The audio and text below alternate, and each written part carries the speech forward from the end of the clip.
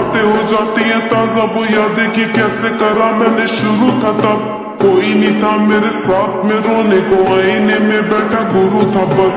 कहते थे लोग तेरे बस की नहीं था, मेरा दिल भी नादान था मानता सच, पर कुछ नहीं ऐसा जो तू नहीं कर सकती। अब कहता है आईना, कहते हैं बड़ी बातचीत इंडस्ट्री के लोगों से, पूरी पिक्चर बची है अभी प्रोमो दे। मेरे किस्से सुनोगे तो रो दोगे, लश्करी खुशी बकचोदी दोनों से भली बात थी। हमें रोका था बोतों ने परिवार, कुछ मुझे तुम क्या रोकोगे। बिस्तर बना देंगे नोटों के अगर मेहनत को पैसों से तोलोगे। संगीत को सब किया समर्पित, लिखे दिल से गाने मेरे अमर गीत। बिगी बाप को सुन गया सफर भी, मेरी बातें हैं रोनों का ग्रीट। मेरी माँ से पूछना मेरे बारे में, बाप से लड़ी वो बेटे को गाने दे साथ में खड़ी। मैं उसके सहारे से धोखे से सोचा कि तूने हम मारेंगे। कितनी दफा में गिरा, कितनी दफा में उठा, कितनी दफा खुदा ने मुझको दुआ में सुना कभी।